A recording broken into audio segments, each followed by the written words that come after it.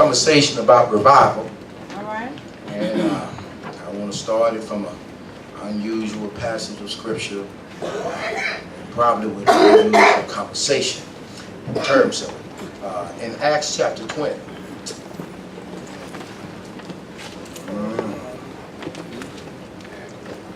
Starting at verse 7.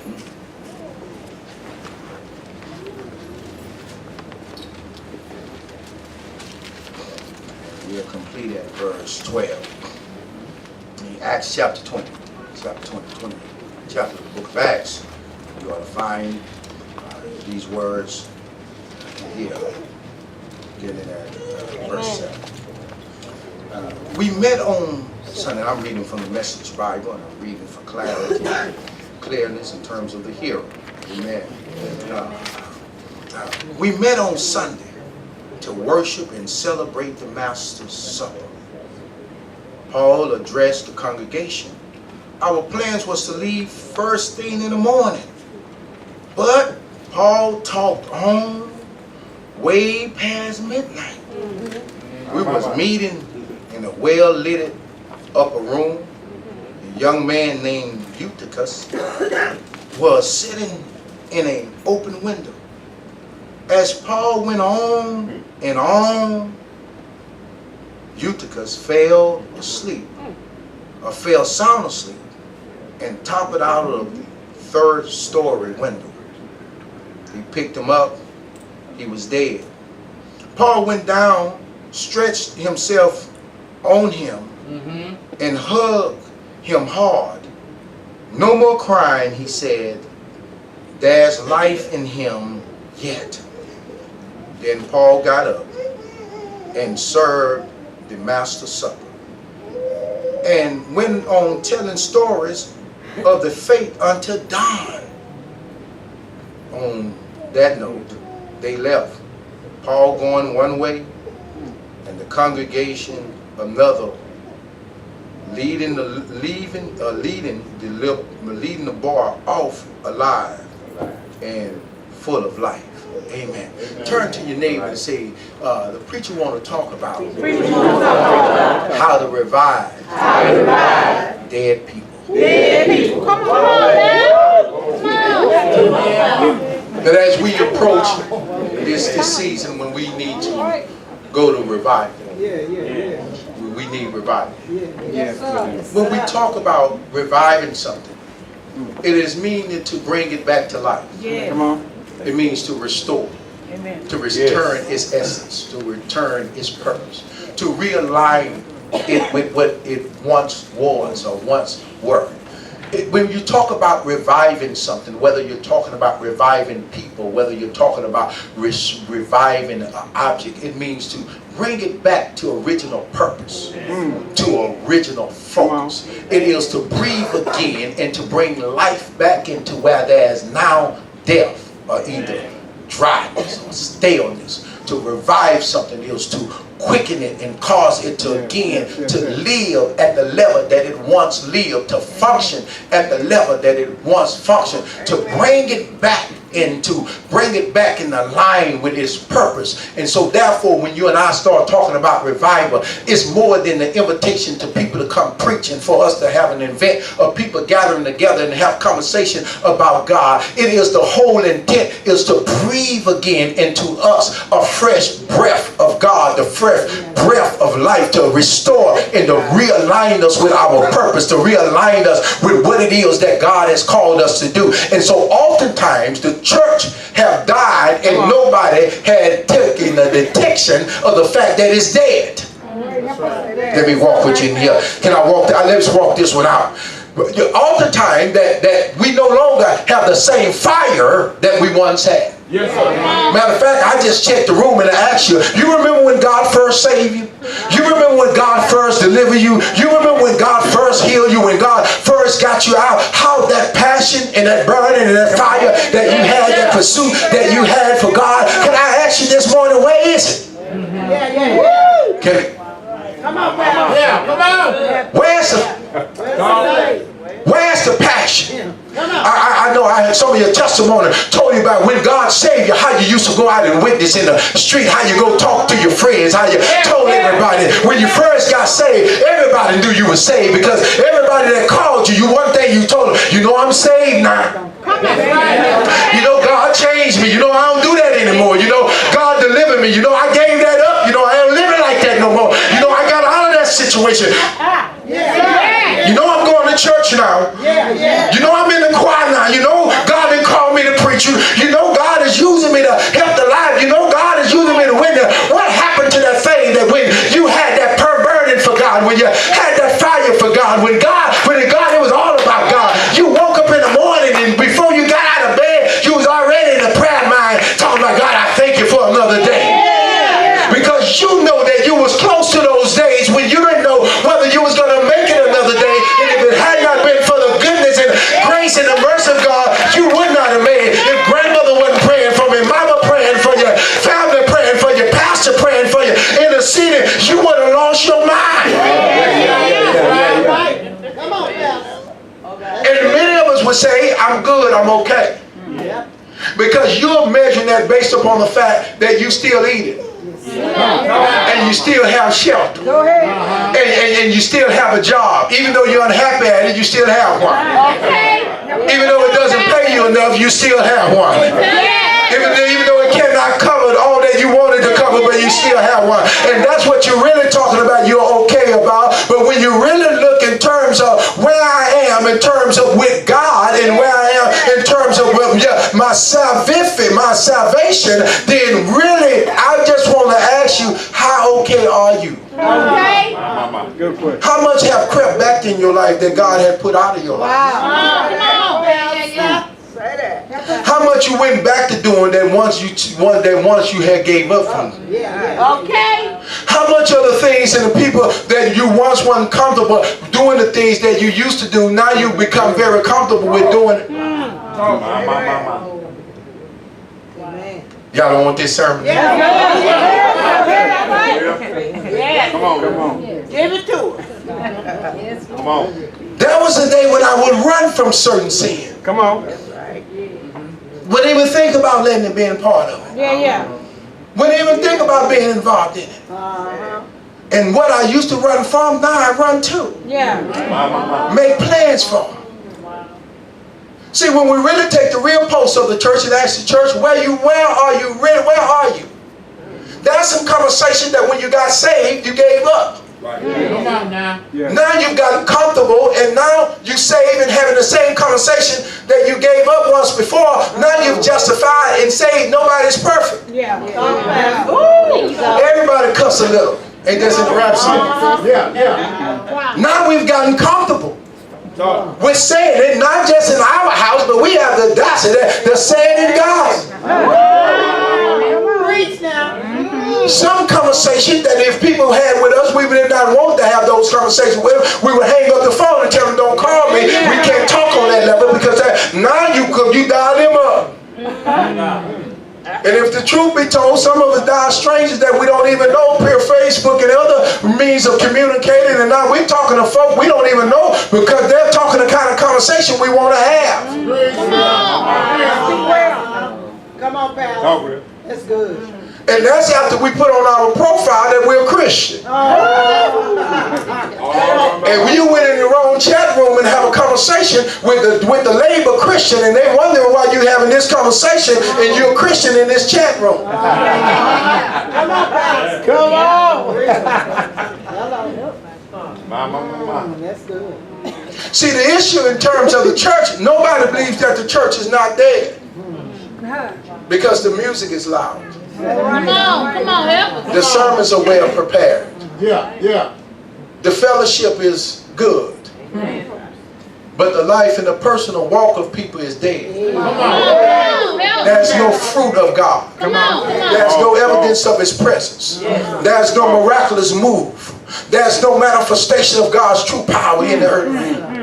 Come on. And the church have settled with being able to toss bread to people. And to do good things that natural men could do. And believe it to be the spiritual work. There is the natural work, but that's the spiritual work that only the church could do. Come on. See, when Jesus was told that man, let the dead bury the dead, he was not trying to insult him by saying that I don't care about your father. What he was saying is, I got some natural people that can take care of that. What I need you to do is join the rank of those elite folk that does the spiritual stuff that change the life of people in the natural realm. Hello? Thank you, Lord. See, if you feed me but you don't save me, then you're going to have me still begging. That's what blind brother Nez was trying to convey to those that was crying out. They had been giving them bread. Amen. That's what is conveyed. Let me help y'all. That's what's conveyed when Peter and John is on their way to the temple. That day God intended for them to be broke, because he didn't want them to take any other option other than the option that he gave them, which is the first option, and that is to give him. The church is satisfied with giving bread and not giving Jesus. The church is satisfied with putting things in a blind brother man's cup, but without giving him healing. What the church must be saying is that I'm going to give you bread, but I'm going to give you what you need first before I give you bread. We just had a man's meeting last night talking about giving bread, but at that man's meeting we would declare that we must give Jesus while we give bread. Amen. Remember when blind brother man started crying out to Jesus, that there was actually some that had the audacity to say to him, hush. Yeah. Blind brother Mass was saying, I'm tired of living in darkness and begging for your pittance. That's right. They said to him, hush. Now the problem is that they was moving towards Jesus, but they didn't want him to move towards Jesus. Let me tell you that you don't want to believe it or not, but you better believe it. And I'm not just talking about people in the world, but there's some church folk that don't want you to get your blessing. There's some church folk that don't want you to come out of blindness. There's some church folk that don't want you to be healed. There's some church folk that don't want you to get up and walk. And the reason why, because you justify the void and the emptiness, that they can justify that, God, I'm doing something good in the earth realm. But what about when there's no more hunger and there's no more to heal in terms of land? Who's going to be there to heal their broken hearts? Let me tell you what blind brother Mayor said. Blind brother Mayor said to them, I don't care. I'm going to give what you can't give me. That's right. And some of us in this room need to learn how to shout out and praise beyond the human stuff that people gives us and say to them, that's good, but it ain't enough. Bump your neighbor and tell her, it's good, but it ain't enough. Until you've given me Jesus, until you've given me the one that gives me eternal life, you haven't given me enough. There must be a revival among the people. We must start in our homes. There are wives that are great. Let me start with the head. There are husbands that are good providers, but they are terrible spiritual leaders, because they don't pray in their house. They don't bring their family to church. They don't talk about the things of God. They don't set the standard of God in their house. They set their own standard, and they walk around like a peacock thinking you really did something. But the problem is, you provided for the natural needs of your children, but the real battle is the spiritual need. And the reason why the enemy can come in and take your children who's well fed, well educated, well prepared, and still take them to Skid Row, because you didn't give them a spiritual wall of defense against the enemy. Come out.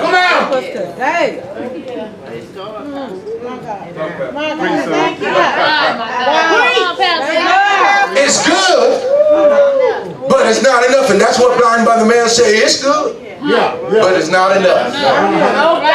And blind brother man said, I know it's good, but it's not enough. Jesus! He crazy. That's cool.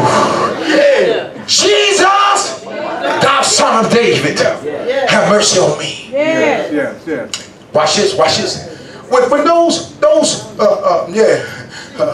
preachers went to the temple to pray, and then watch this, they went broke. That's right. They was broke. I want to bless you in here, because some people feel like if you broke, you shouldn't be in the Lord, or the Lord ain't blessed. No. There's a greater weight of blessing that God has on you. Amen. Yes. Watch, can I bless you here? You remember when Jesus sent his disciples out? He said, don't take anything. Let that which I caused to happen through you to begin to be the provision in terms of taking care of you. Yes, You know what sir. Jesus Yes, said sir. to him? Based upon the treasure that I've deposited to you, men would give unto you to meet your needs because they know somebody in here missed that in here. Missed that in here. Let me help you out. Watch this. So as they was going into church, amen, listen here, two broke preachers. Two broke preachers. Could you imagine two broke preachers going to pray? Could you imagine the conversation that the world had about look at them, they ain't got nothing. But what they had was what the world did not have. And that what the world would pay for. You better believe it, that even Herod tried to get Jesus. Jesus said, I'm not performing one miracle to get off the hook because this is my purpose. Let me bless you. Let me bless you. Watch this, watch this, watch this, watch this. Watch this. This is what he says. Watch what he says. He says, the man said, alms, can you help me? Please, can you provide? And Peter and John says, silver and gold have I none. That's right. But such as I have, I give unto you. See, some of us in here have to realize that the greatest thing that you can give to man or give to a person has nothing to do with the tangibles that you have in your hand. It has everything to do with the living water that you have in your belly. If you give from that, then you give the principle of life to bring back and to restore and bring revival and cause them to revive. That's right. That's right. One more time in here because somebody didn't get it. Boy, that has to do with revival. The fact that the church have moved and ushered into being satisfied with ushering people into looking externally blessed, but have done nothing in terms to address the drop or the brokenness or the emptiness on the inside of them. Too many of us are driving up and we're looking good, but we're driving away that's in terrible shape. Too many of us are living in big houses, but in our big houses there's empty hearts. Too many of us is leaving here and we got a head full of Bible and a head full of word, but we have no visible demonstration of what that word has done. That word has parked and got stale. That brings me to the text today because I'm trying to figure out how is it that this young man is sitting among the word. Matter of fact, they said that they was getting ready to leave in the morning. It was the first Sunday, just like now. They was preparing. They had done the Lord's Supper. They having worship and celebrating God. And then Paul got up to preach in the morning. Come on now. And kept preaching to midnight. Young man fell in a deep sleep and dropped to the third floor and died. I mean, this one of those texts I always looked at and I be like, God, why Paul didn't sit down? Like y'all be saying to me. I said, that's enough. Can't get it all in one day. Amen. Amen. From morning to midnight, one preacher, not a preaching bowl. Paul was a preaching bowl and a preaching series all by himself that day. Started early in the morning, preaching the word. You know what the text says to me, Pastor Hightower? That folk can be where the word is preached and still fall to their death. Can I help you? It wasn't the lack of word the reason why the young man fell and died. It was plenty of word, but it was no interaction of the word. I want to say that. I want to say that. And the reason why, and the reason how the church start creating revival, first of all, we stopped preaching so long in the place and we start engaging the people. All right. You didn't like that part. You didn't like that part. Watch this. Well, let's deal with the fact that actually you can be in the middle of a sermon series in one day and a whole lot of preaching, and the people that you preaching to can still die. Because that's what happened in the text. That's right. And the reason why he died is because the word became disinterested into him to where he fell asleep. And the reason why the word became disinterested because it was just conversation without no manifestation. Come on. Yeah. Come on. Somebody in here, somebody. Come on. Break it down. That's good. See, the reason why folk get tired of going to church and get tired of hearing sermons, because they get tired of sermons that does not have any actions or any manifestation or any power that makes a difference or a change in their life. Okay. I'm preaching to a hard crowd this morning. See, it's not that people don't want the word. People just tired of getting so much word without any evidence that it works.